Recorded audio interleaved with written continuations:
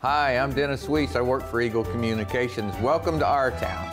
We're at our very favorite place. We're at Dwight David Eisenhower's house in Abilene. This is the Eisenhower Presidential Library, Museum, and Boyhood Home with Don Hammett, the Executive Director.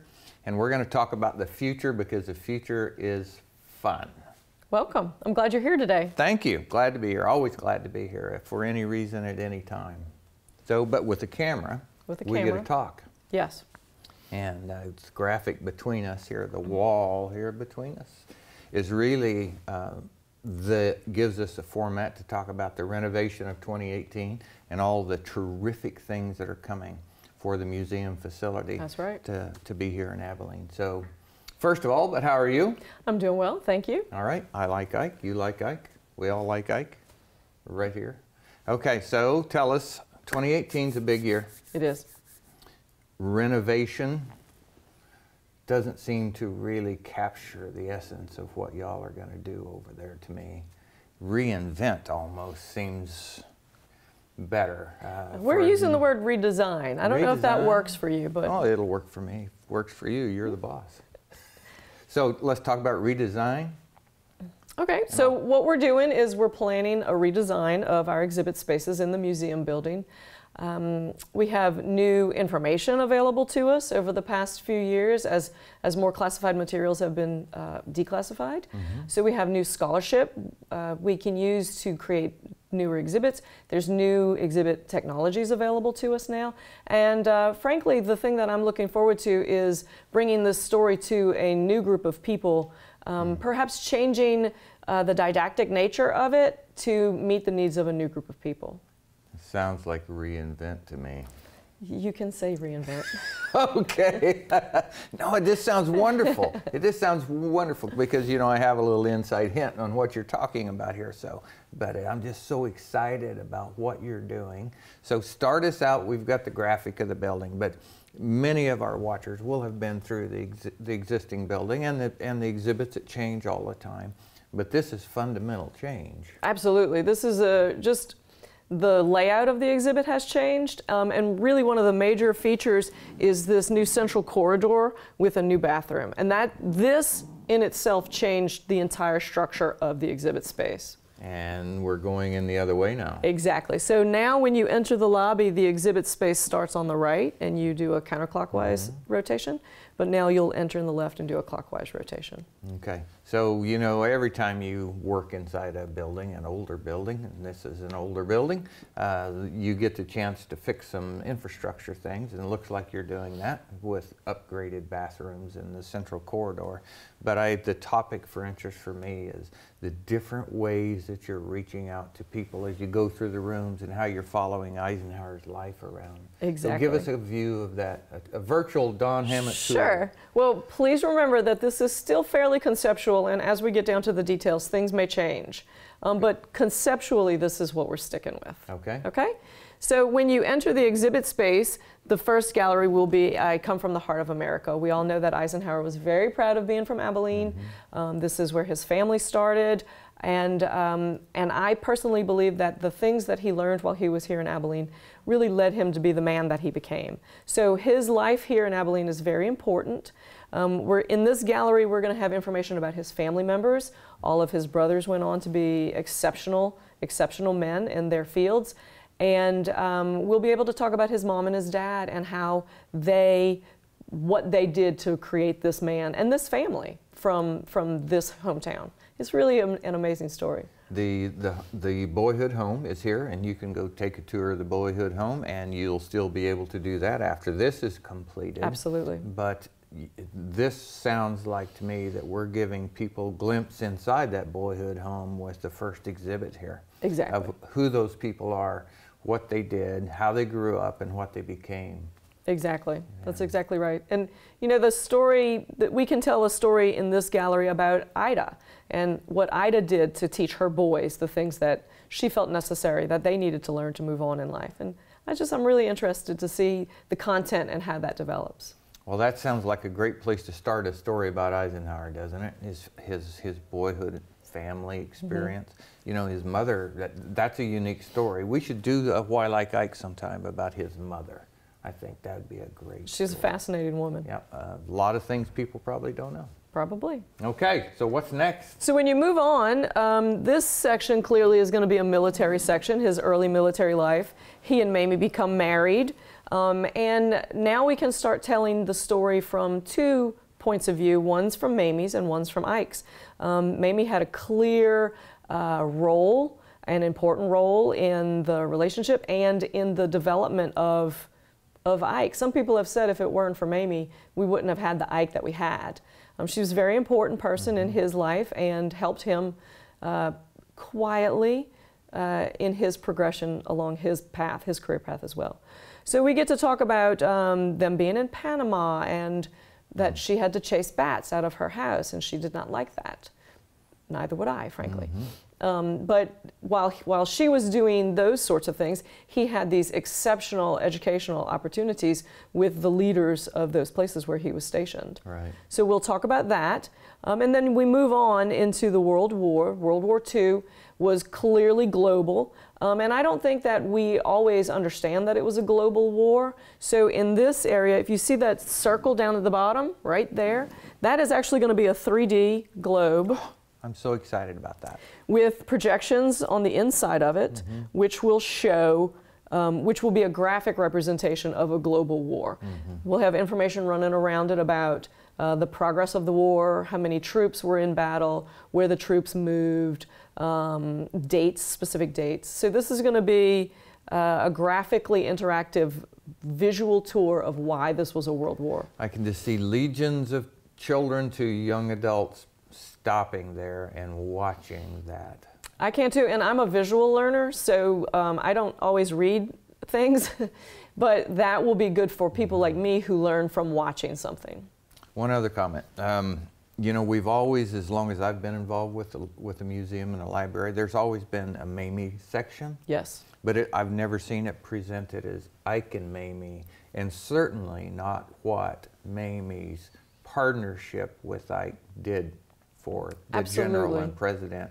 What a phenomenal opportunity to tell the rest of the story. Absolutely. We had the committee who's been working on this concept has been working for going on 2 years perhaps. And the committee members were very adamant that this was an important tale, an important part of the legacy, and they're correct. Not only is it important, but we have the content to be able to produce the storyline.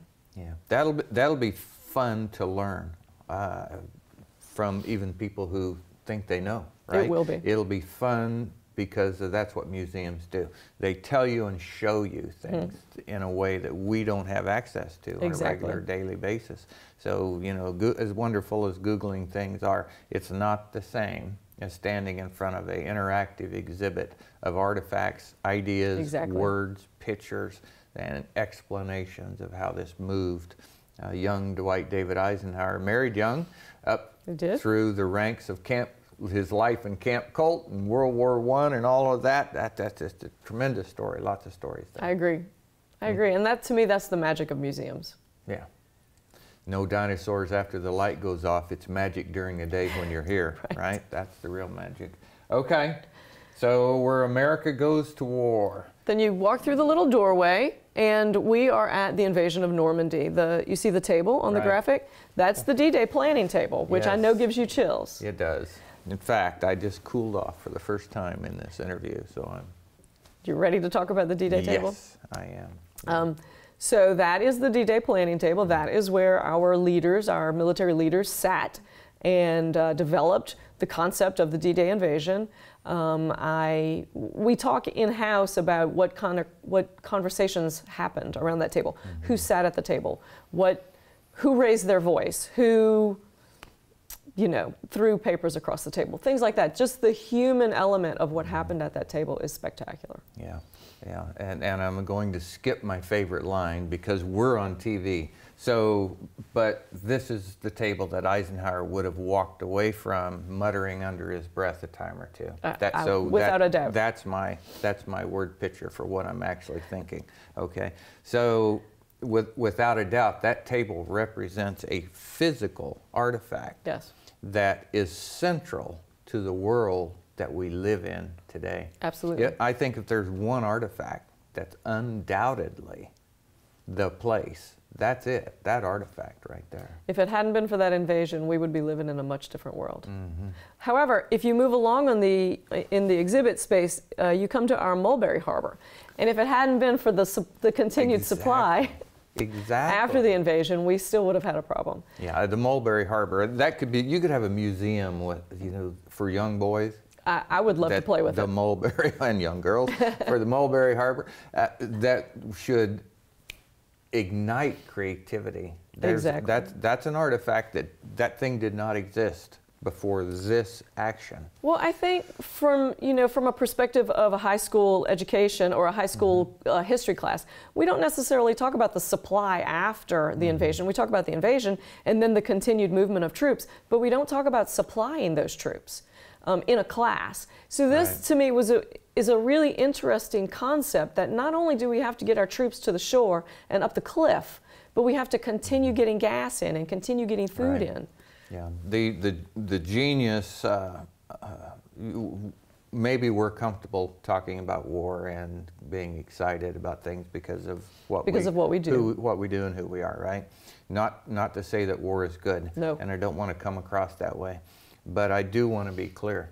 The genius of creativity involved from Dwight David Eisenhower's team that he led here, absolutely. You won't find a better example. It doesn't matter whether you look at the later things he did in life with NASA and all of the interstate highway and anything else. This operation and the supply chain behind it, it makes the pyramids look like just a playground building job. It's fascinating if you think about it from that point of view. Yeah. My son would quickly, if he were here, he would make sure that I would say that it's those deuce-and-a-half trucks and those M1 Garands and the ammunition for them that were landing on the harbor and then up on the beach and in through Normandy, in through France. That's the reason we won the war. And the airplane factories home with Rosie the Riveters building airplanes. My grandfather built Higgins boats. Oh, really? Yeah, no kidding. Absolutely. Well, that's a story we should do sometime. You know, everybody's got one if you dig far enough, because we're Americans. Absolutely. My husband's grandfather wasn't drafted because he made fuel. So he was in an important industry. My grandfather built Higgins boats. It's fascinating. Yeah. Oh, I'm so excited. So I probably diverted this on the Mulberry Harbor. We're fine. And so we're about right in here. Yep. So what we're going to talk about in this section is the Holocaust and the atomic bombs. Eisenhower, as you know, mandated that people go into the concentration camps to see what happened. He said that he didn't want people to forget it, and he didn't want people to ignore it. And you know this. It was horrible, and we all hate watching those videos.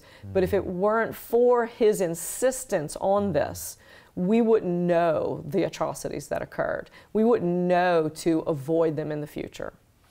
I don't know whether it was a letter to Truman or to Marshall, I forget, but I saw a copy of it here one day and was reading it, and the tears didn't fall out of my eyes, but they were right there. I had to push pretty hard.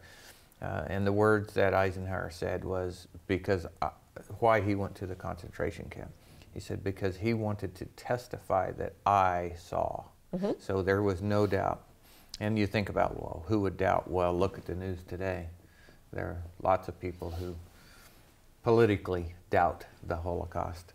But Mr. Eisenhower, if in fact one can believe the witness of Mr. Eisenhower, and we can, he went there to be able to say, I came, I saw, and this is what it was. This is exactly what happened. I agree. Yeah. Again, not many people would have chosen to do that. No, that must have been extraordinarily difficult. Yeah. Yeah. So we end that space with his quote about hating war as only a soldier can, which I think is incredibly insightful. Yeah. So we can all hate war, but he saw it in a different way. Yeah. Yeah, very much so. And then once we move from the war section, we move into the campaign. This section right here, see the little dots on the ground?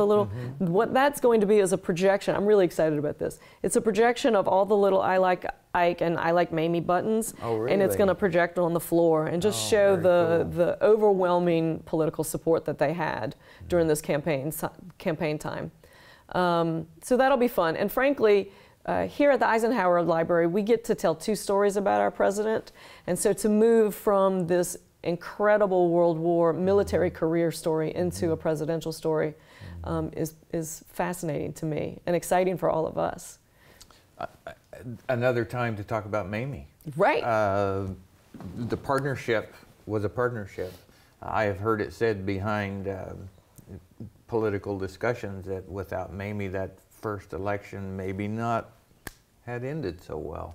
Well, Mamie was really quite intelligent and thoughtful, and the things that she did to support Ike and his candidacy was very insightful. She was an independent woman. She had a very traditional role, which is kind of funny because she didn't cook.